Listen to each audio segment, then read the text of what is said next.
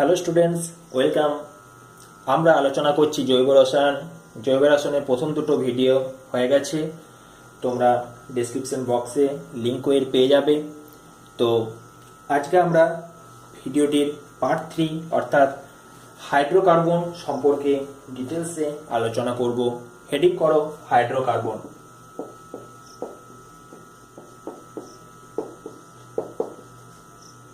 Hydrocarbon নামটার মাধ্যমেই তোমরা বুঝতে পারছো যে এটি হাইড্রোজেন এবং কার্বন দ্বারা গঠিত যৌগ হবে। এটুকু তোমাদের কাছে ক্লিয়ার হয়ে গেছে।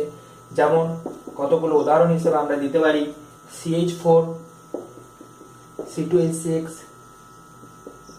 C2H4,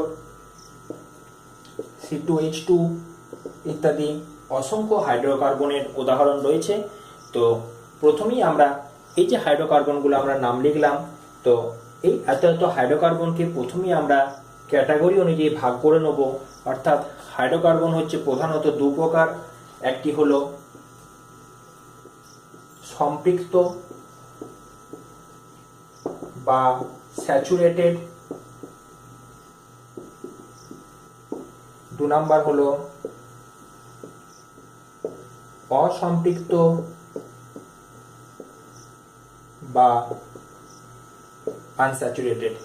এইবার সম্পৃক্ত হাইড্রোকার্বন কাদের বলে না, যে সমস্ত যৌগে কার্বন পরমাণুগুলি, আমরা দেখেছি কার্বনের সাথে কার্বনের যে বন্ড থাকে, সেই কার্বন পরমাণুগুলি একে অপরের সাথে সমযোজী এক বন্ধন দ্বারা যুক্ত থাকবে, সেই যৌগগুলোকে আমরা বলবো সম্পৃক্ত হাইড্রোকার্বন। তাহলে এখানে আমরা একটু লিখে নেব যে যৌগে কার্বন পরমাণুগুলি, কারণ বন্ধনগুলো হাইড্রোকার্বনের ক্ষেত্রে কার্বনের সাথে কার্বনের যে বন্ধনগুলো থাকবে, সেই কার্বন পরমাণুগুলি পরস্পরের সঙ্গে বা একে অপরের সঙ্গে যদি সমযোজী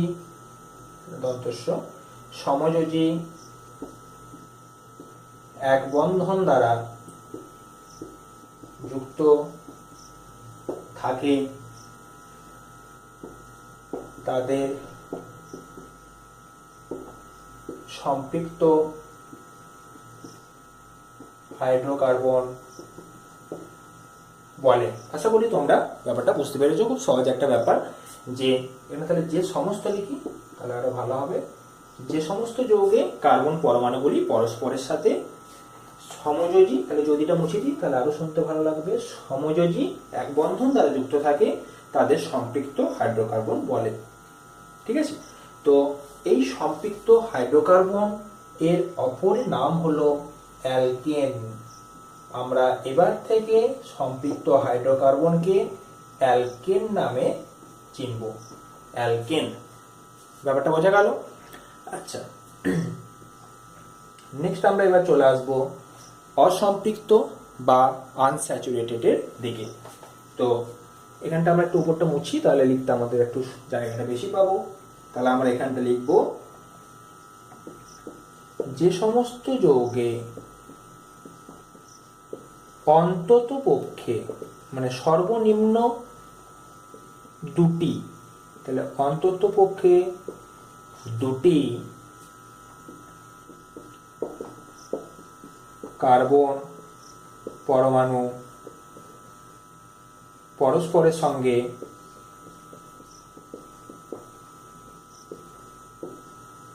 সমযোজী দ্বিবন্ধন, দেখো এখানে ছিল এক বন্ধন, এখানে হচ্ছে সমযোজী দ্বিবন্ধন বা ত্রিবন্ধনের মাধ্যমে যুক্ত থাকে, তাদের অসম্পৃক্ত হাইড্রোকার্বন বলে। ক্লিয়ার? এবারে এই যে অসম্পৃক্ত হাইড্রোকার্বন পেলাম, দেখো এটা হয় দ্বিবন্ধন থাকবে কার্বনের সাথে কার্বনের, বা ত্রিবন্ধন থাকবে। যেগুলোতে দ্বিবন্ধন থাকবে সেইগুলোকে আমরা বলবো অ্যালকিন। কিন। আর যেগুলো ত্রিবন্ধন থাকবে সেগুলোকে আমরা বলবো অ্যালকাইন। অ্যালকাইন, ALKYNE। তাহলে এখন থেকে আমরা তিনটে নতুন হাইড্রোকার্বনের টার্ম শিখলাম। একটা হলো অ্যালকেন, একটা হলো অ্যালকিন, অপরটি হলো অ্যালকাইন, যার উপর ভিত্তি করে সমগ্র হাইড্রোকার্বন দাঁড়িয়ে আছে এবং পুরো অর্গানিক কেমিস্ট্রি দাঁড়িয়ে রয়েছে। তো এই যে অ্যালকেন, এই অ্যালকেনের আমরা এবার যদি একটা উদাহরণ দিই, উদাহরণটা তোমরা নিজেরাই করতে পারবে, যেখানে আমরা কার্বনের সাথে কার্বনের এক বন্ধন দ্বারা যুক্ত করব। তাহলে নিচে তোমরা অ্যালকেন, যেখানে অ্যালকেন লিখেছো তার নিচে এগুলো লিখে রাখো। ধরো এতটুকু দিয়ে দিলাম। ক্যাটিনেশন ধর্ম অনুযায়ী কার্বনের সংখ্যা আমরা আরো বাড়াতে পারি, কিন্তু এখানে 4টে কার্বন লিখলাম। লেখার পর বাকি যে কার্বনের যোজ্যতাগুলো, আমরা জানি কার্বনের যোজ্যতা 4, আমরা আগের ভিডিও থেকে এগুলো শিখেছি। যদি বুঝতে অসুবিধা হয় আগের ভিডিওটি একবার দেখে নাও। তো এই যে কার্বনগুলো লিখেছি, তো এই কার্বনের বাকি যে বন্ডগুলো বা যোজ্যতাগুলো, সেগুলো আমরা হাইড্রোজেন দ্বারা যদি ভর্তি করি, তাহলে এটা হলো একটা অ্যালকেনের উদাহরণ। দেখো এটা কার্বন সংখ্যা হলো 4, তাহলে এটাকে আমরা লিখতে পারি C4। হাইড্রোজেন সংখ্যা আছে দেখো 3, 2, 5, 2, 7 আর 3, 10, C4H10। ঠিক আছে, আমরা যদি 3টে কার্বন পরমাণু দিয়ে লিখি আর বাকিগুলোকে, তাহলে আমাদের কি করতে হবে বলো? হাইড্রোজেন দ্বারা পূর্ণ করতে হবে। তাহলে নিচের উদাহরণটা আমরা এরকম লিখব যে 3টে কার্বন আর টোটাল হাইড্রোজেন এখানে হয়ে আছে দেখো 3, 2, 5 আর 3, 8। তাহলে এইটার আমরা নাম লিখতে পারি C3H8। এরকম করে কার্বনের সংখ্যা বাড়ি বাড়ি হাইড্রোজেন দিয়ে ভর্তি করে কার্বনের 4টে যোজ্যতা পূর্ণ করে তোমরা যে কোনো অ্যালকেন তৈরি করতে পারবে। ঠিক আছে, যেমন আমরা এখানে দেখো, এটা মুছি, যেমন এখানে দেখো আমরা দুটো উদাহরণ দেখালাম। প্রথম কার্ডটা হলো C4H10 এবং প্রথমটা হলো C4H10, দ্বিতীয়টা হলো C3H8। ঠিক তেমনি ভাবে যদি আমরা দুটো কার্বন দিয়ে করি তাহলে হবে C2H6। যদি আমরা 5টা কার্বন দিয়ে করি তাহলে হবে C5H12। তোমরা নিচের দুটো স্ট্রাকচার বাড়িতে এঁকে দেখবে। কার্বন আমি একটা দেখিয়ে দিচ্ছি, নিচেটা তোমরা নিজেরা করবে। C2 আছে, দুটো কার্বন দিলাম, এক বন্ধন দ্বারা যুক্ত করতে হবে যেহেতু অ্যালকেন। বাকিগুলো 6টা হাইড্রোজেন, দেখো 6টা হাইড্রোজেন আমরা এইভাবে বসিয়ে দিলাম। দেখো কার্বনের এখানে 4টে যোজ্যতা পূর্ণ হয়েছে, এখানেও দেখো কার্বনের 4টে যোজ্যতা পূর্ণ হয়েছে। একটা কার্বনের সাথে কার্বনের বন্ড, বাকি 3টে কার্বনের সাথে হাইড্রোজেনের বন্ড, অর্থাৎ C2H6 তৈরি হলো। তো পরেরটাও তোমরা বাড়িতে নিজেরাই করতে পারবে, কিন্তু আমি যেটা বলতে চাইছি সেটা হলো এই এতগুলো স্ট্রাকচার থেকে আমরা অ্যালকেনের জন্য একটা জেনারেল ফর্মুলা পাবো। দেখো খুব সুন্দরভাবে, দেখো এর মধ্যে একটা সম্পর্ক রয়েছে। এখানে যতগুলো কার্বনের পরমাণু সংখ্যা রয়েছে, হাইড্রোজেন পরমাণু সংখ্যা দেখো তার দ্বিগুণের থেকে দুটো বেশি। দেখো 4কে 2 দিয়ে গুণ করলে হয় 4 দুগুণে 8, তার থেকে 2 বেশি অর্থাৎ 10। এটাও দেখো 3 দুগুণে 6 প্লাস 2 অর্থাৎ 8। এটাও দেখো 2 2 4 প্লাস 2 অর্থাৎ 6। এটাও দেখো 5 2 10 প্লাস 2 12। তোমাদের যদি আমি এখানে C9 দিই তোমরা নিজেরাই করতে পারবে। 9কে 2 দিয়ে গুণ করলে হয় 18 প্লাস 2 অর্থাৎ 20। তাই তো? তাহলে জেনারেল ফর্মুলা এর আমরা লিখতে পারবো CnH2n, অর্থাৎ কার্বনের সংখ্যা যা হবে হাইড্রোজেনের সংখ্যা তাকে দ্বিগুণ করব প্লাস 2। এইটি হলো অ্যালকেনের জেনারেল ফর্মুলা CnH2n+2, যেখানে n এর মান 1 থেকে শুরু করে 2, 3, 4 যা খুশি হতে পারে। তো এই হলো অ্যালকেনের সাধারণ ফর্মুলা CnH2n+2, এবং কোন একটা যৌগকে দেখেই আমরা বলে দিতে পারবো যে সেটা অ্যালকেন হবে কি হবে না। তাই তো? বেশ, এরপর আমরা ডান দিকে চলে যাব, অর্থাৎ অসম্পৃক্ত, এটা বুঝে দিই, অসম্পৃক্ত হাইড্রোকার্বনে চলে যাব। অসম্পৃক্ত হাইড্রোকার্বনের আমরা উদাহরণগুলো এবার দিয়ে দেখব যে তাদের কি জেনারেল ফর্মুলা বের করা যায় এবং তাদের কি উদাহরণ রয়েছে, সেগুলো আমরা দেখব। মুছি। তাহলে প্রথমেই আমরা এবার দেখব যে অ্যালকিন যেটা আমরা বানিয়েছিলাম, অর্থাৎ যেখানে আমরা দেখেছিলাম ডবল বন্ড থাকতে হবে, সেটা সম্পর্কে আমরা এবারে ডিটেলসে আলোচনা করব এক্সাম্পলের মাধ্যমে। তাহলে দেখো, প্রথমেই কার্বনের সাথে কার্বনের আমরা ডবল বন্ড তৈরি করলাম, কারণ আমরা জানি অ্যালকিন যখন তৈরি করব তখন কার্বন কার্বন দ্বিবন্ধন বা ডবল বন্ড গঠন করতে হবে কার্বনের সাথে কার্বনের। তো এটা আমরা লিখলাম। এবারে কার্বনের দেখো আরো দুটো যোজ্যতা বাকি আছে, টোটাল 4 করতে হবে। তাহলে বাকি দুটো যোজ্যতা আমরা হাইড্রোজেন দিয়ে পরিপূর্ণ করলাম। তাহলে এটাকে আমরা লিখতে পারি C2H4, অর্থাৎ কার্বনের সংখ্যা দেখো 2 এবং হাইড্রোজেনের সংখ্যা রয়েছে আমাদের 4টে, অর্থাৎ এটাকে আমরা লিখতে পারলাম C2H4। বোঝা গেছে? আচ্ছা, এখন যদি আমরা অন্য একটা যৌগ লিখি, অর্থাৎ যদি কার্বন সংখ্যাটা একটা বাড়িয়ে দিই, তাহলে কি হবে সেটা আমরা দেখব। ধরো কার্বন সংখ্যা আমরা 3টে নিলাম। আমরা দেখেছি যে অ্যালকিন হতে গেলে যে কোনো একটা বন্ডকে ডবল বন্ড হতে হবে, মিনিমাম একটা বন্ডকে অন্ততপক্ষে ডবল বন্ড হতে হবে। তাহলে প্রথমে আমরা ধরো একটা বন্ডকে ডবল বন্ড রাখলাম, একটাকে সিঙ্গেল রাখলাম। যে কোনো একটাকে যদি আমরা ন্যূনতম ডবল বন্ড রাখি, তাহলেই আমাদের সেটা অ্যালকিন গঠন হবে। সমস্ত কার্বন কার্বন বন্ডগুলো যে থাকতে হবে তার কোনো মানে নেই। তো এবার আমরা কার্বনের বাকি যোজ্যতাগুলোকে কমপ্লিট করব। এখানে দেখো কার্বনের সাথে 2টো বন্ড রয়েছে, তাহলে 2টো হাইড্রোজেন বসিয়ে দিলাম। এখানে 2 আর 1 3টে বন্ড অলরেডি হয়ে আছে, তাহলে এখানে একটা হাইড্রোজেন বসবে। আর এখানে একটা বন্ড হয়েছে, তার মানে আমাদের আরো 3টে বন্ড পূর্ণ করতে হবে, বা যোজ্যতা পূর্ণ করে 3টা হাইড্রোজেন বসাতে হবে।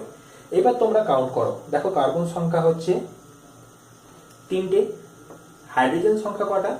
দেখো 3, 1 4 আর 2 6, অর্থাৎ C3H6, তাই তো?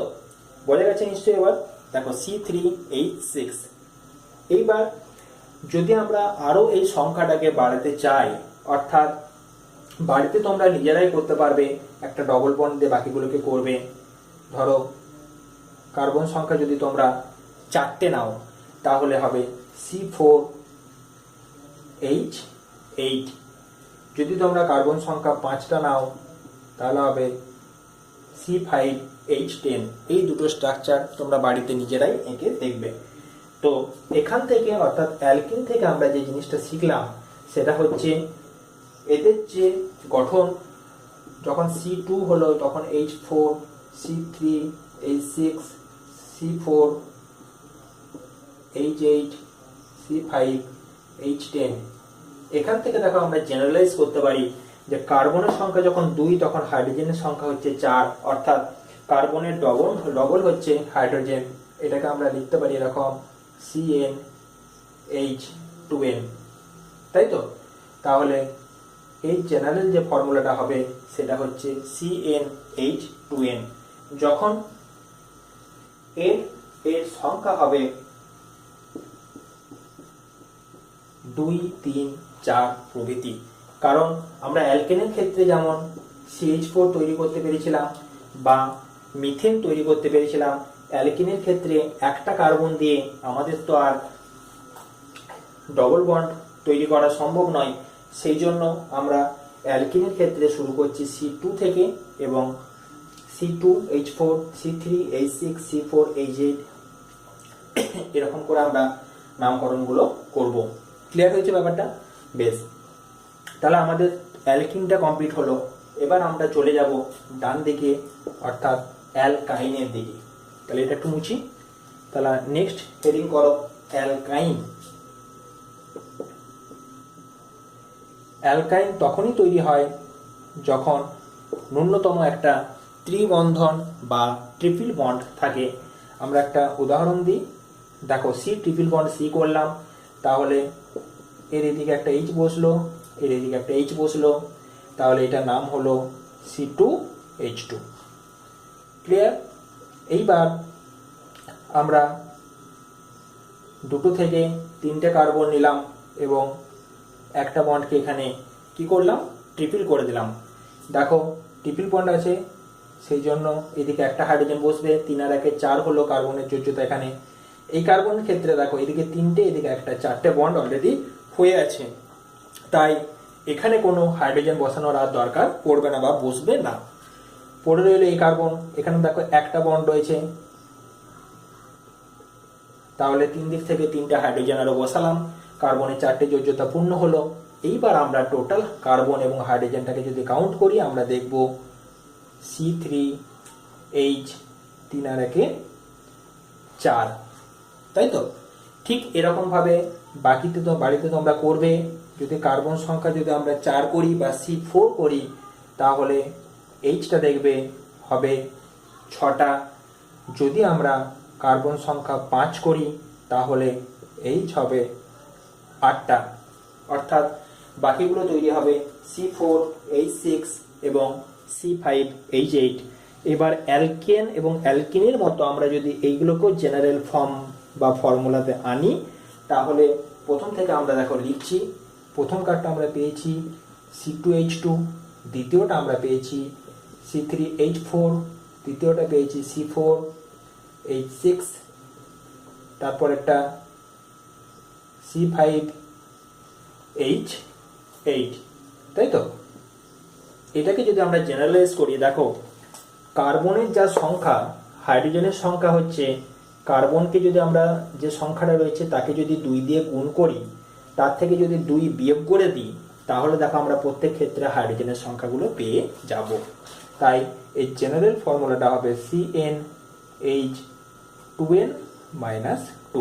এবার প্রত্যেকটা জায়গাতে তোমরা বসাও। দেখো যদি 2 বসাই তাহলে C2H, 2 2 4 - 2, H2 এলো।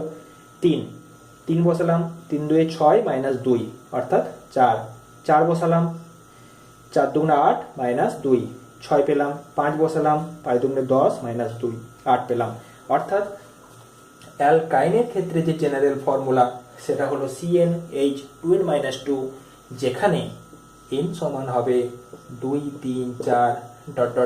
অর্থাৎ এটা যতদূর খুশি যেতে পারে। তো এই হলো অ্যালকেন, অ্যালকিন এবং অ্যালকাইন এর জেনারেল ফর্মুলা এবং জেনারেল নামকরণ, ঠিক আছে?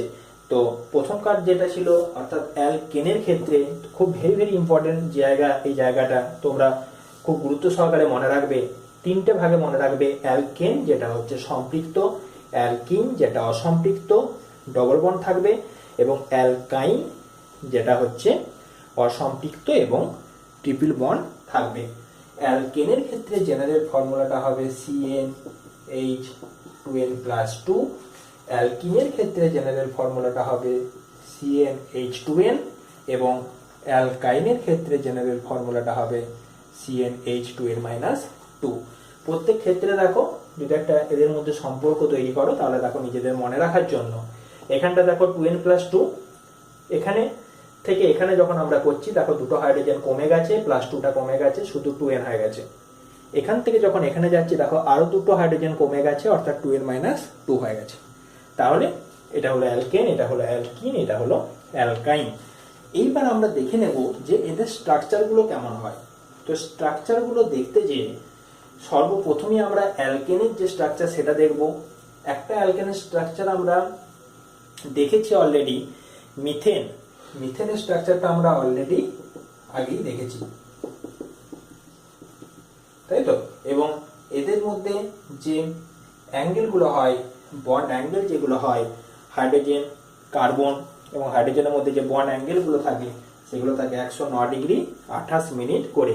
তো আজকে আমরা দেখব অন্যান্য অ্যালকেনগুলো, তাদের বন্ড অ্যাঙ্গেলগুলো কেমন হয়।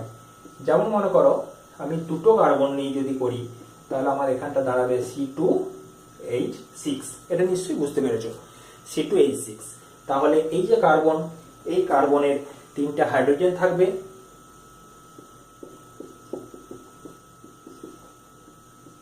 তাই তো? আর এই কার্বনেরও 3টে হাইড্রোজেন থাকবে। এখন এখানে এই হাইড্রোজেন কার্বন কার্বন এই যে বন্ড অ্যাঙ্গেল বা হাইড্রোজেন কার্বন হাইড্রোজেন এই যে বন্ড অ্যাঙ্গেল, এখানে প্রত্যেকটা যে বন্ড অ্যাঙ্গেল সেই বন্ড অ্যাঙ্গেলগুলো হবে এখানেও 109°28' করে, তাই তো। এবং দেখা যাবে এই যে হাইড্রোজেন তিনটে রয়েছে এরা একই প্লেনে থাকে না। এই হাইড্রোজেনগুলোর মধ্যে একটা আউট অফ দ্য প্লেন থাকে বা অ্যাবাভ দ্য প্লেন থাকে বা প্লেনের বাইরে থাকে, ওপরের দিকে থাকে, এবং অপর হাইড্রোজেনটা বিলো দ্য প্লেন থাকে বা প্লেনের নিচে থাকে। আমরা যদি একটাকে ডট ডট করে বোঝাই, অর্থাৎ যেটা হলো যে প্লেন নিয়ে কাজ করছি বা বোট নিয়ে কাজ করছি তার নিচে দিকে, তেমনি আরেকটা হবে ওপরের দিকে। ক্লিয়ার? আচ্ছা, প্রত্যেকটা অ্যাঙ্গেল হবে 109°28' করে, এবং এস 109°28' করে যদি এটা থাকে তাহলে এটা সব থেকে বেশি স্টেবল বা স্থায়ী স্ট্রাকচার হবে। এখন এই কার্বন কার্বনের মধ্যে যে বন্ধন দূরত্ব, সেই বন্ধন দূরত্বটা তোমরা একটু লিখে রাখো, 1.54 অ্যাংস্ট্রম। এবং এই কার্বন এবং হাইড্রোজেন পরমাণুগুলোর মধ্যে যে দূরত্ব সেটা হলো 1.10 অ্যাংস্ট্রম। এটা একটু খেয়াল রাখো। বোঝা গেল স্ট্রাকচারটা? তাহলে কার্বন কার্বনের মধ্যে দূরত্ব পেলাম 1.54, তাহলে আমি একটা এখানে লিখে রাখি 1.54 অ্যাংস্ট্রম। আর কার্বন হাইড্রোজেনের মধ্যে দূরত্ব হলো 1.10 অ্যাংস্ট্রম। ঠিক আছে, নেক্সট আমরা চলে এলাম CnH2n অর্থাৎ C2H4 যদি আমরা লিখি তাহলে এর গঠনটি কেমন হবে। এটা দুটো হাইড্রোজেন দিলাম, দুটো হাইড্রোজেন দিলাম।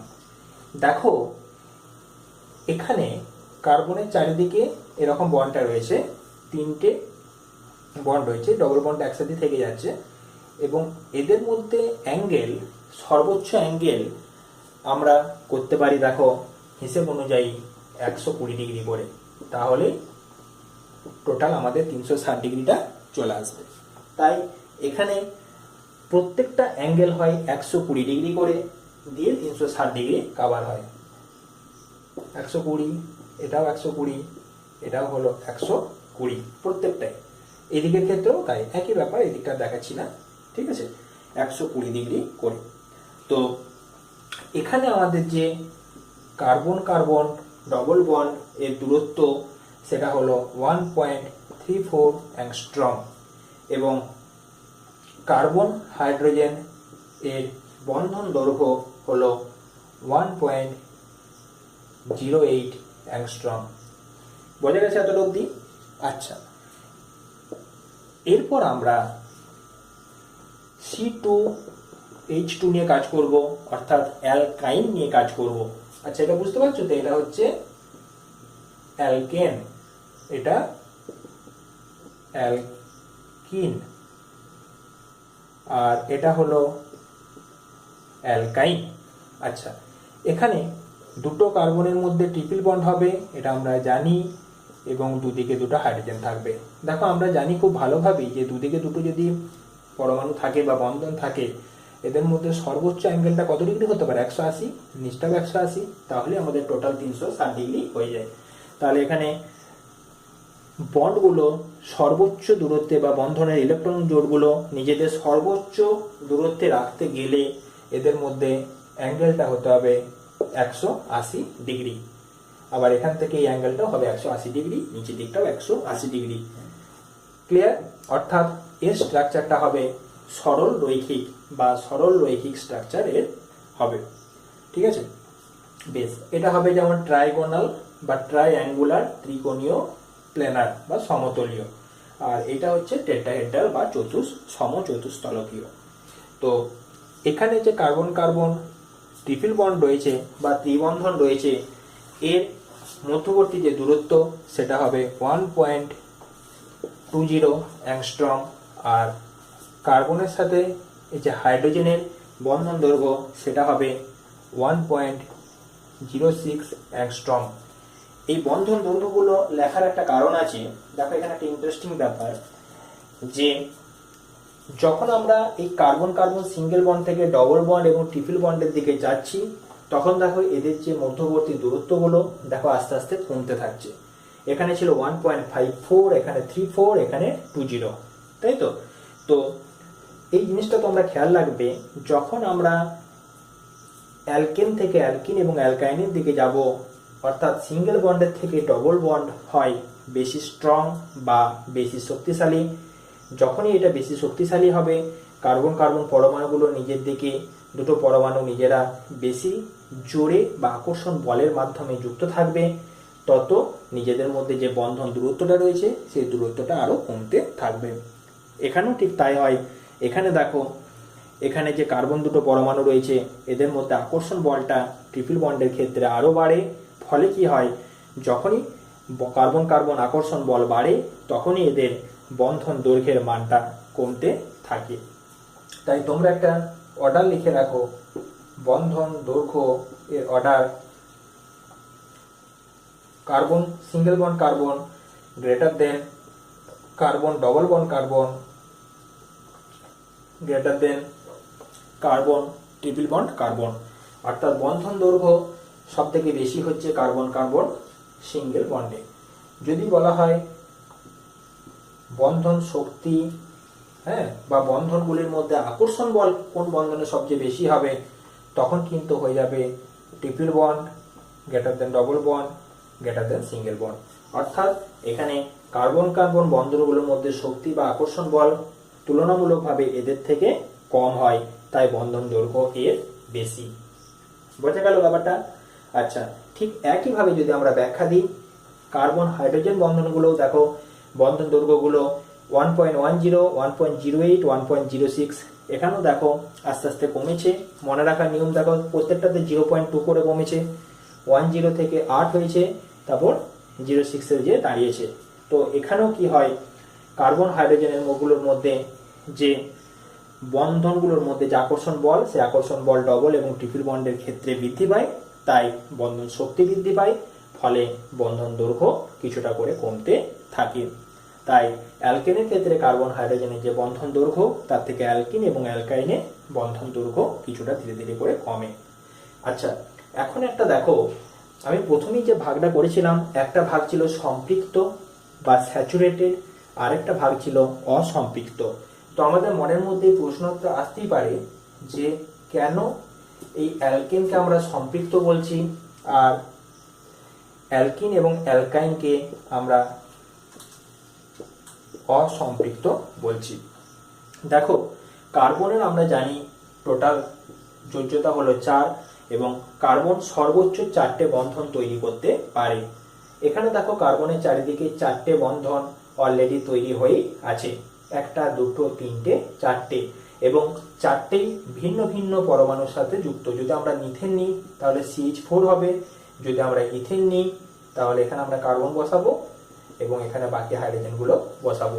অর্থাৎ অ্যালকেনের ক্ষেত্রে দেখো কার্বনের 4টে যোজ্যতা 4টে আলাদা আলাদা পরমাণু দ্বারা ভর্তি হয়ে আছে, কিন্তু অ্যালকিন বা অ্যালকাইনের ক্ষেত্রে লক্ষ্য করে দেখো কার্বনের একটা বন্ড, দুটো বন্ড, এখানে আমরা 4টে বন্ধন দিলেও এখানে দেখো কার্বন কার্বন ডবল বন্ড রয়েছে। অর্থাৎ যদি আমরা এই বন্ডটাকে সহজেই বন্ডটাকে আমরা পরবর্তীকালে ব্রেক করতে পারবো এবং বিভিন্ন রকম শর্ত সাপেক্ষে এটাকে ব্রেক করে এখানে কিন্তু আমরা অন্যান্য পরমাণু ঢোকাতে পারবো। আমরা পরবর্তী ভিডিওতে সেগুলো শিখব। অর্থাৎ এই অ্যালকিন থেকে কিন্তু অ্যালকেনে পরিণত করা সম্ভব, কিন্তু এই অ্যালকেন থেকে কিন্তু আর কার্বনের সাথে কোনো কিছু আমরা জুড়তে পারবো না।